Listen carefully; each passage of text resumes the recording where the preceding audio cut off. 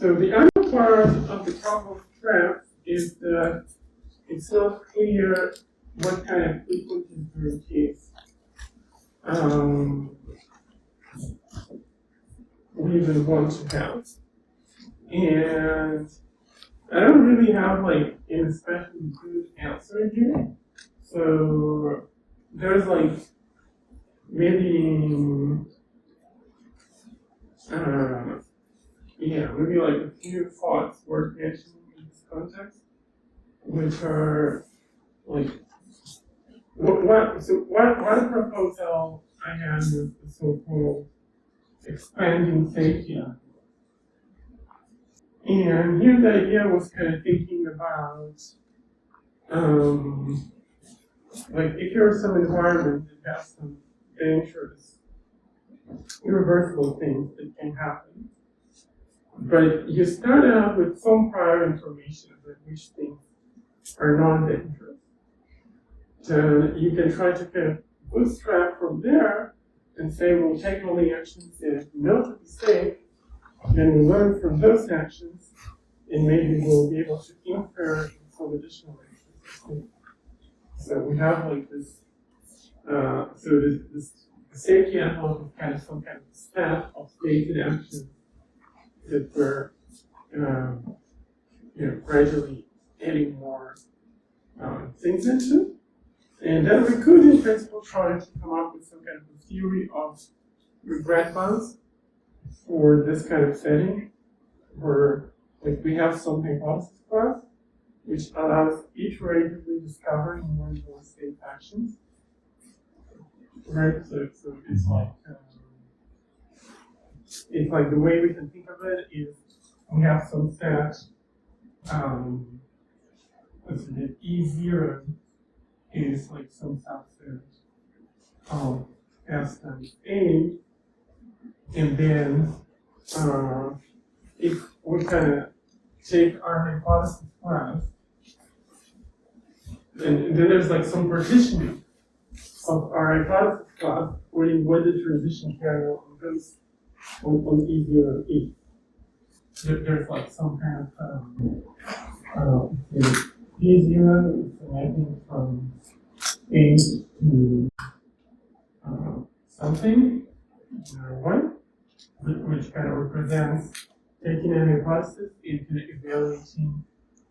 So P0 of an hypothesis is something like taking the transition kernel on all state actions there's in P0. Right. So kind of thing like that. And then we can imagine that, given some x and x0 in here, we get some E1, which is the state action pairs that are safe for all hypotheses in P0 inverse of x0. And then this E1 leads to some E1,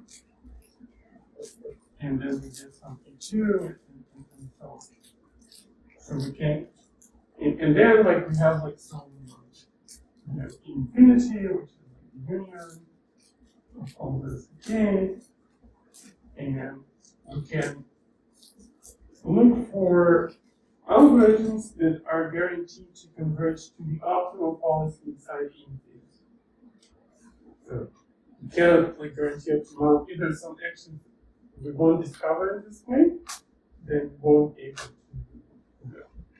to have like complete policies with those actions. But we could like have a learning algorithm that converges to the optimal thing within this envelope, and then we can try to build some theoretic regret bounds.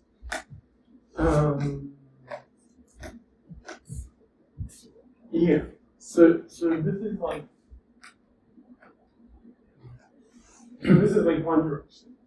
What is X? What is X? It's just some space that it isn't one direction, right? So X is really like the product over over a state in 0 of delta S from the main copies of those values.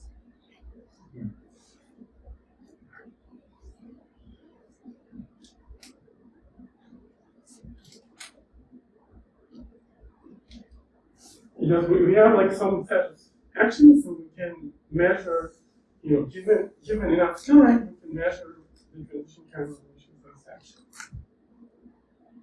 So now we can say, suppose we measure the incidence precisely, then we can go down to P zero inverse of x0. So we narrow down our hypothesis class. And now who are the safe actions here? So this is some bigger set. So this E0 is some superset. E1 is some superset of E0. So, what would be an example of learning something to be safe without having tried it? I mean, it requires that your prior has some kind of interesting structure, right? Because like, if your prior is just like completely, okay, so it's the kind of thing where we take some safe actions and then that narrows down the prior, not that like within the narrower thing there's new safe actions. yeah.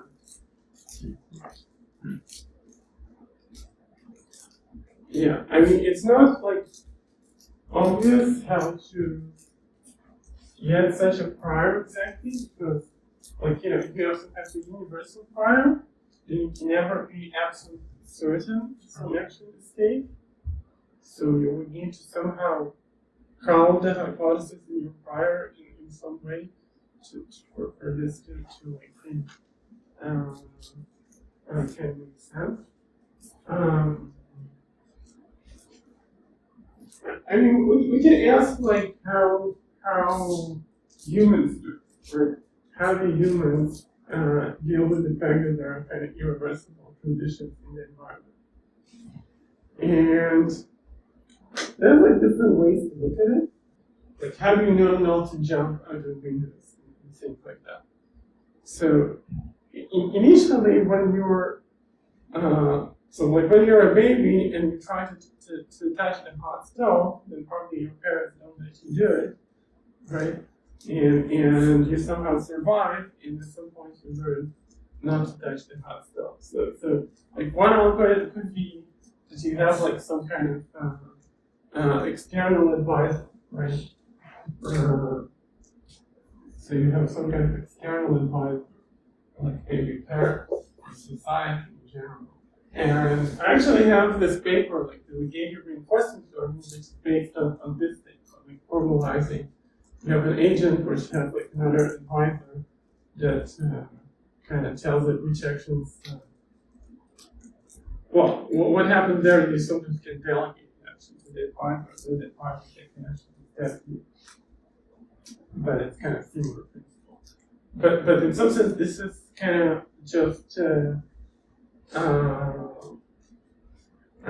of passing the recursive buck, right? Because where did your parents learn this information from?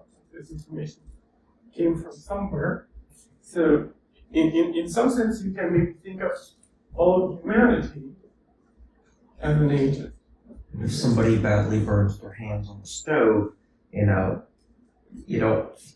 might be quite bad for that person, but viewing all of humanity as a single unified agent, it's, that's the sort of utility loss it can come back from. Yeah, exactly. It's like you can do this kind of episodic reinforcement learning, right?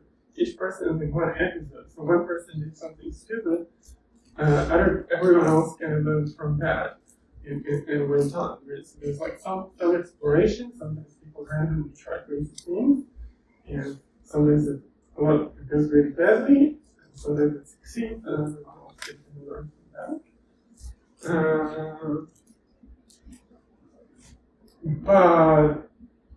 But then the question is, okay, but what about experts, right? So if you think of humanity as an agent, then you don't need to worry about traps that only trap like a single person. But you still need to worry about traps that can trap humanity as a whole. And I mean, kind of, you can say that the pessimistic answer to this is that it's just that there's not that much access in the wild. Like destroying all human, like, okay, everyone coordinated to jump out of windows at the same time, it would be bad, right? Mm-hmm. But as long as you have like some randomness in the system, like everyone don't coordinate to do the same dumb thing together, then like most things you can try are kind of localized, not going to destroy all humanity. I mean, it's in some sense a property of the universe, right? We could imagine some universe where some experiment with chemicals that people could do, like in the 17th century or something, blows out the Earth, and then, like, we probably wouldn't have reached this point of the universe.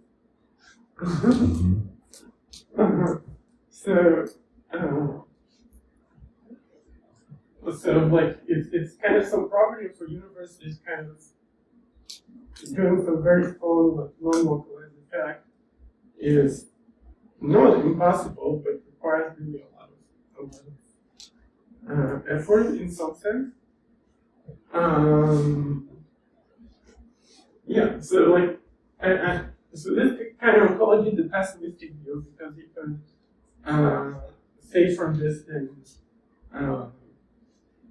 maybe almost by definition we're not equipped to solve X-rays, because like it's just not something that we evolved to be able to deal with something. Yeah, but you could also take the perspective of some kind of safe interval here, where like the universe has a structure that doing most things is not dangerous.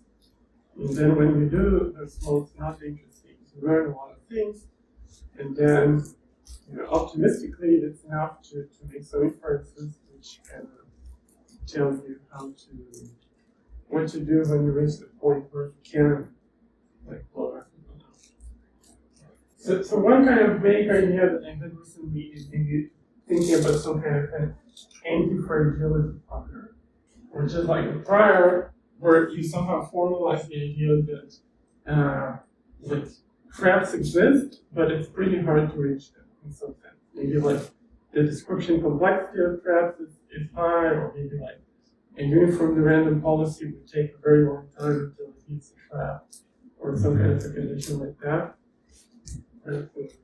So traps at high, meaning that traps have high complexity, according to some complexity. And then, if you take this and also bound, like add a hard bound on this total complexity of hypothesis, like you also bound hypothesis. Would this be something artificially added on to the prior traps having high complexity, or yeah, like imagine you start from some universal prior, but then you kind of condition it on the assumption that you kind of leave only hypothesis which satisfy some anti-fragility condition. It says like that all traps have high complexity in some sense.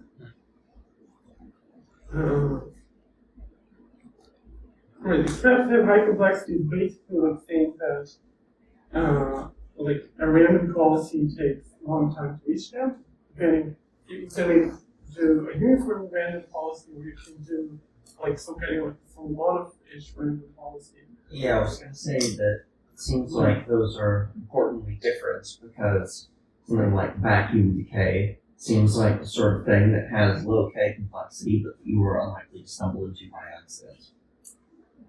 I mean, it has, like something like vacuum decay, yeah. I mean, there's going to be like things where, like you can easily reach it intentionally by some simple algorithm. But okay, when I say complexity here, you can think about like how much time it takes to reach it with some policy that has a particular level of complexity. Right? Okay.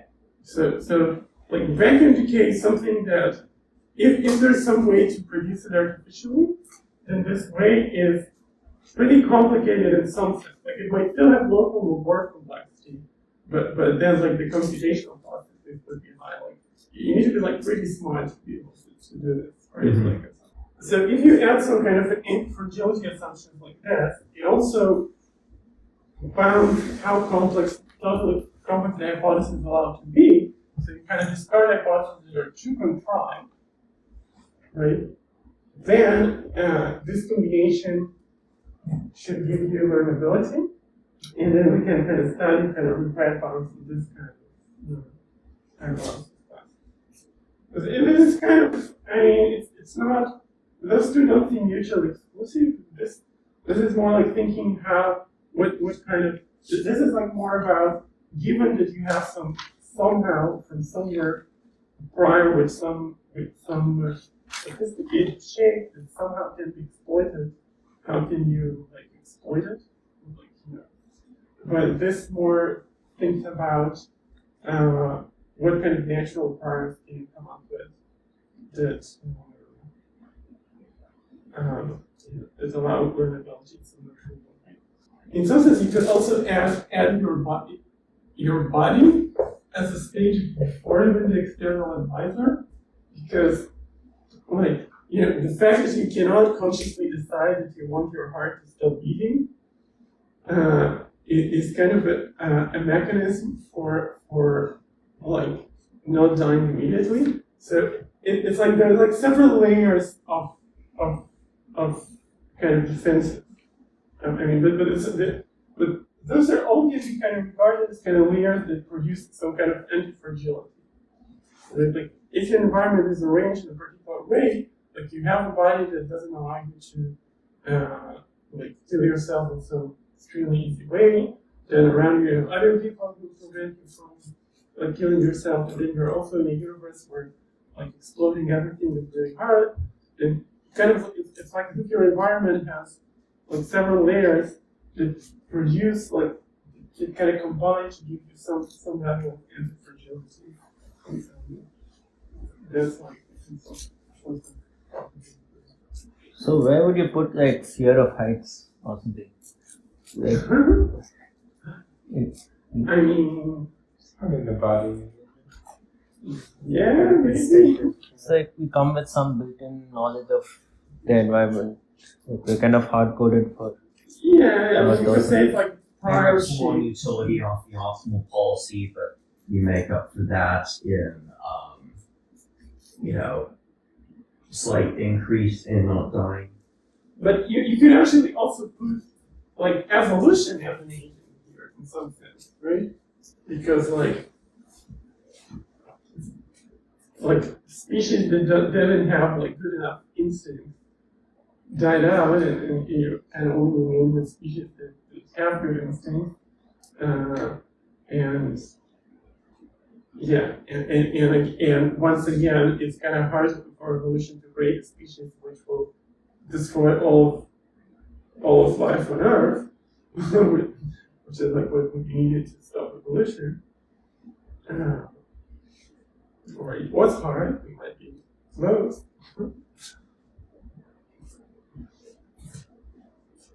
So, For fear of heights, I read that when babies start to crawl, they develop this sense of this fear of heights, but not before that. So like it's automatic by evolution, I guess.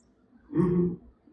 So the overall context is kind of the problem of frequentist guarantees, and we talked about non-realizability, we talked about traps, right, so then there's the issue of state representation learning. So, Something about solving small MDPs, small infra MDPs. no, the state representation learning is about solving arguments. Okay. There's simple password problem that we discussed yesterday, why it's kind of, you cannot, like, which kind of prevents us from having to regret bounds for like solo part, but it also appears in for RDPs. And then like, so one possible solution there is to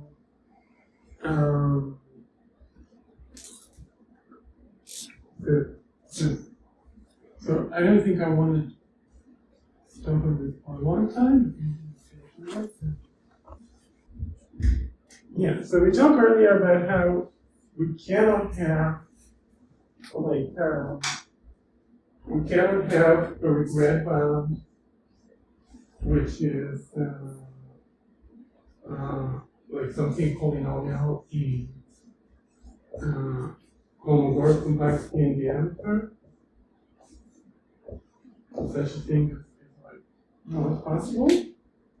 So if we consider RDPs and we look at pi 0, let pi 0 be the uniformly random policy, then if we assume that the uniformly random policy visits every state in the RDP within some relatively short time, like for example, suppose that it takes, okay, one way to do it is, I think, okay, there's one way to do it which I kind of like, which is when we find the diameter was the shortest expected time to go from any state to any other state, right? So now, but where you can choose any policy you want. So now suppose that we only look at the uniformly random policy, and we let like d plus b as the maximum over state S1, S2 of expected time to go from S1 to S2 under the policy pi 0 specifically. And this is some potentially much bigger number. And the claim is that you can, so for RDPs, you can do a regret bound, which is polynomial in number of states in D plus. Yeah, sorry, so somehow I don't understand how secondary regret bound, how can we expect something that depends on the policy? What is it? So G plus is just, the regret bound is just a regret bound. It's a regret bound for some very long time. I'm saying that in Right. Okay. you see, in MDPs we have a regret bound of this shape. Okay? In RDPs we don't have a regret bound of this shape, but we do have a regret bound of this shape. We replace this diameter with this other bigger parameter. Mm-hmm. Okay. And then okay, and now going from RDPs to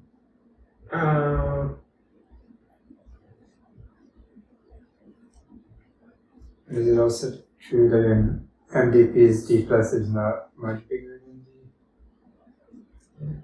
no, the plus can be much bigger. I mean, like in every RDP gives, so every RDP gives rise to an MDP. So D plus is like a property of the underlying MDP of the RDP. Mm.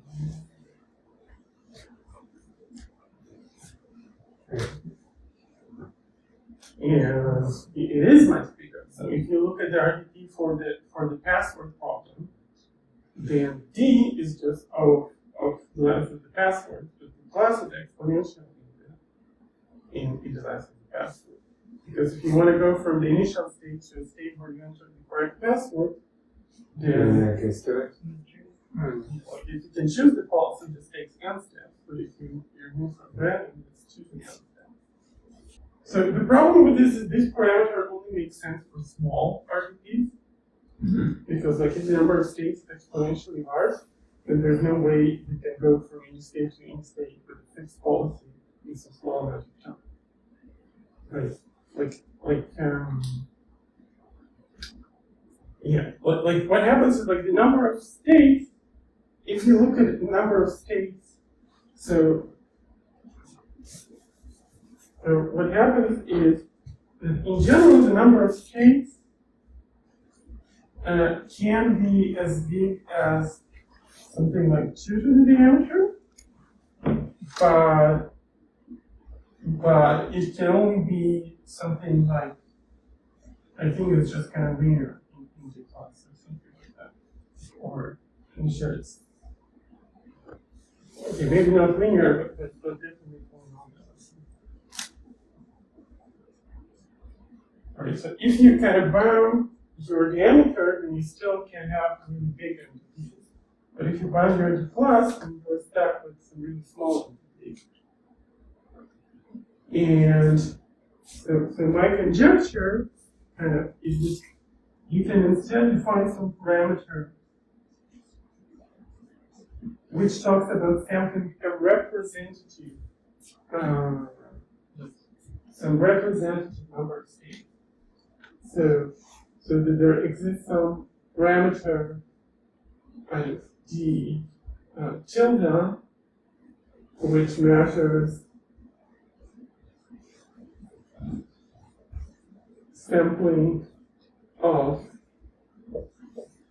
representative.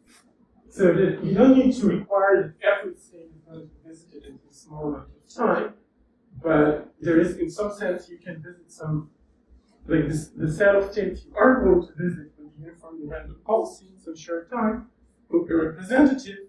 So in the same sense that we talk about representative stats in classical learning theory. Like in classical learning theory, there is, for example, something called Rademacher complexity, which measures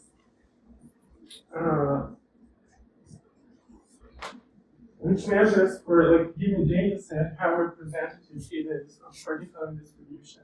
So here I also expect, I don't think it's going to reach a Rademacher complexity, but I expect to have like some kind of a similar complexity measure adapted to reinforcement learning, which measures to which extent the set of states or state action pairs is representative relatively to a certain hypothesis class.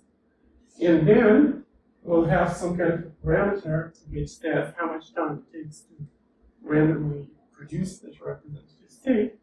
And the complexity is going to, hopefully, the sample complexity is going to deal with this, which, and we're going to have some regret bounds, which is like polynomial in.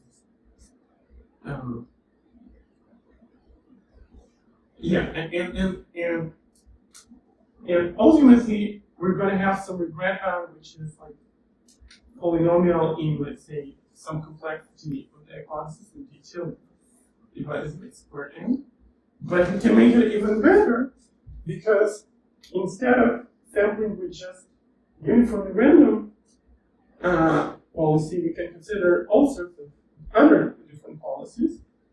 But then we'll have a parameter here, which is 2 to the homomorph complexity of the sampling policy. Right, so suppose that you have some policy that can sample a representative number of states in your environment, and this policy has some sort of homomorph complexity. Then the hope is it's possible to learn such an environment in time which scales, but like it cannot scale a polynomial in this thing. This thing everything is impossible. But we can have like it's like all the exponential penalty could be put into dependence on the Kolmogorov complexity of the policy required to sample like a representative sample state. So this is kind of my current state of like what my best guesses of what kind of regressions you might be able to get for so long prior. But I don't know if this, I'm pretty sure that something like this is possible, but, or this is in some sense optimal, or there's something better. Like this is, this is kind of like an open question.